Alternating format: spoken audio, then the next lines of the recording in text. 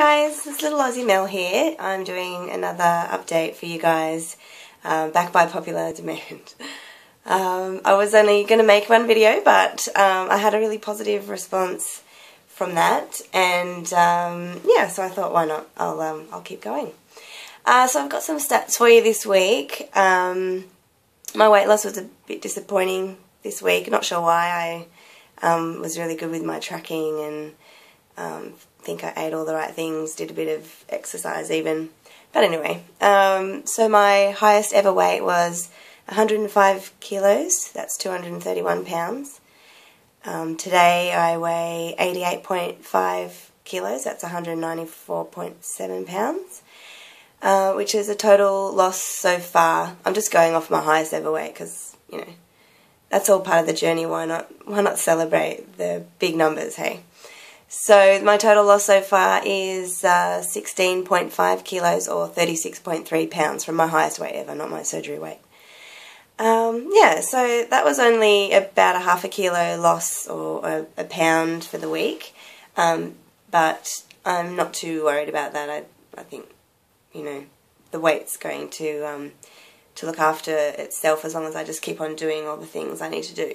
So I guess what I'm going to do differently this week is plan ahead. I sat down last night and planned all my meals for the week ahead, worked out the protein totals for each day, the calorie totals for each day, and I made it family friendly so I can just beef up the quantities for my husband and tweak it slightly for my 3-year-old, who's pretty good but can be a bit fussy.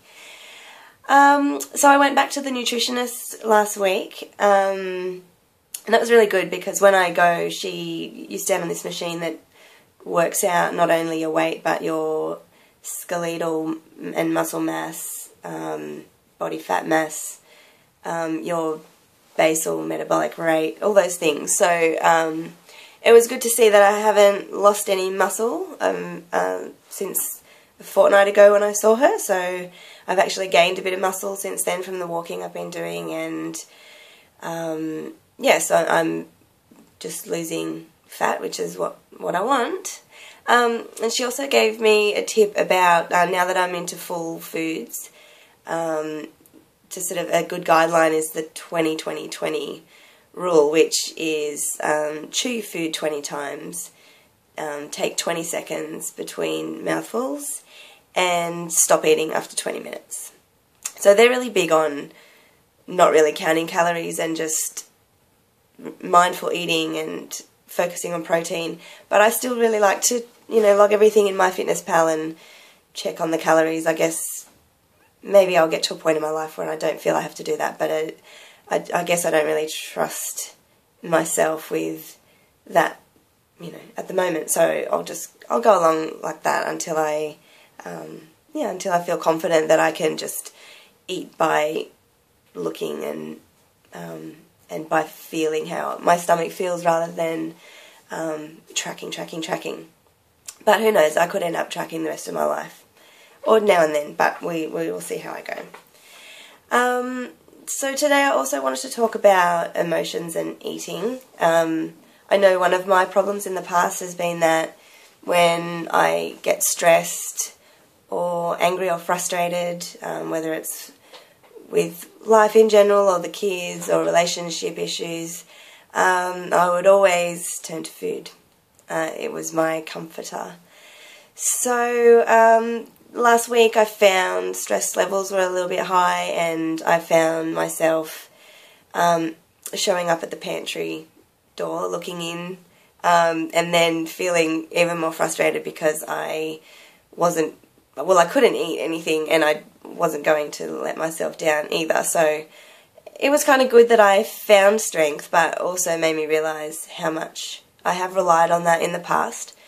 So I really focused this week on trying to reward myself with taking care of my body, which is something that I've just kind of forgotten about. So I've given myself 3 facials this week, a pedicure, I've been painting my nails, I had my hair cut and blow dried, and I've been slathering my body with coconut oil and and bio oil and all this great stuff to try and minimise saggy skin at the end of this, but also just because it feels nice, and it feels nice to look down and have glowing skin, especially now. I think yesterday was the first day of summer here for us, so the temperature's been awesome, and yeah, you know, wearing dresses and things, so it's good to be able to feel confident showing off skin. A little NSV for me this week. I had my husband's Christmas party, and for once I knew I could actually put on anything in the wardrobe and it was going to fit me better than it had ever fit me before. And I actually ended up digging out a nice outfit out of my bag of too small clothes, and it fit really nicely. So I felt really great going out, and I had my first drinking session since surgery, which actually, you know, I was told that I would, you know, be a one-pot screamer after surgery, but not the case. I think I had 2 vodka and cranberries. Someone gave me a mojito, which was carbonated, so I only had a little bit of that, and yeah, it wasn't sitting nicely, so I ditched that. And then had a couple of French martinis. If you don't know what a French martini is, you should, because they're really good. Yeah, so hey, that could weigh into my little weight loss this week too, from all the calories from the alcohol on Saturday night. So yeah, what else was I going to talk about? I wanted to give a big shout out to Less of Sarah. I've been catching up on all her videos. If you haven't checked her out, go and do it. She's amazing. She celebrated her surgiversary this week, and she's lost so much weight.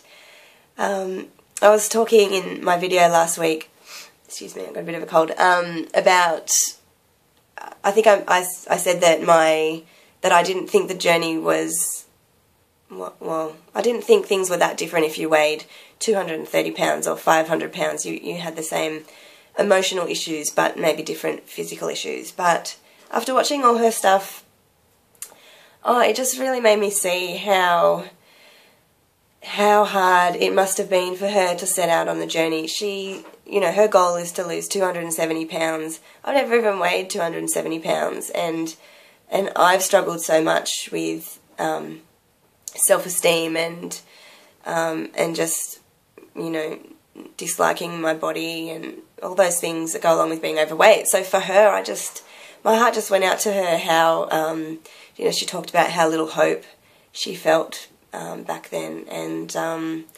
yeah, it was just really moving, and you know, I'd definitely go and check her out. She's awesome. I also just wanted to talk about my goals.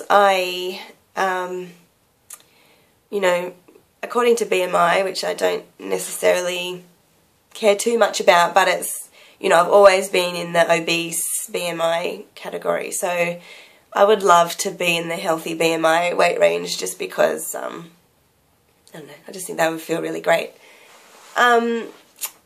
But yeah, so for me to get into the healthy BMI, I'm 5'4", so I'd have to get down to 140 pounds. That's like at the very maximum, which is 64 kilos. My nutritionist has told me to maybe go for more like 75 kilos, which is 165 pounds, because with that body analysis that we did, it said that I've, you know, got quite a good amount of muscle mass. So if, you know, she doesn't think I should get down to that 64 kilos, you know, but who knows? I just can't imagine myself at that weight, so I don't know what that's going to look like. I don't know what it's going to feel like, so I'll just, I'm going to shoot for the higher goal to start with, and then see how I feel after that. So I guess depending on which goal I'm shooting for, I've either got 13.5 kilos to go, or 30 pounds, or if I get down to the healthy BMI range, it's 24.5 kilos, or about 55 pounds. So, yeah, so who knows? I don't know where I'm going to end up. I don't really care what I weigh number on the scale.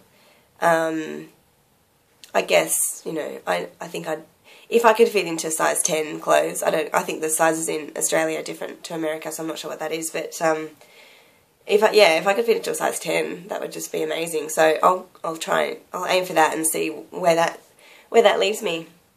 Sorry, I'm a bit croaky today. Yeah, so I think that's all I'm going to talk about today. And thank you to all my subscribers. Like, I just can't believe that people want to watch me. It's so funny. But hey, if you're interested in what I've got to say, great. You know, I loved watching everybody else's videos. So, yeah, thank you for watching me, and have a great day. Bye.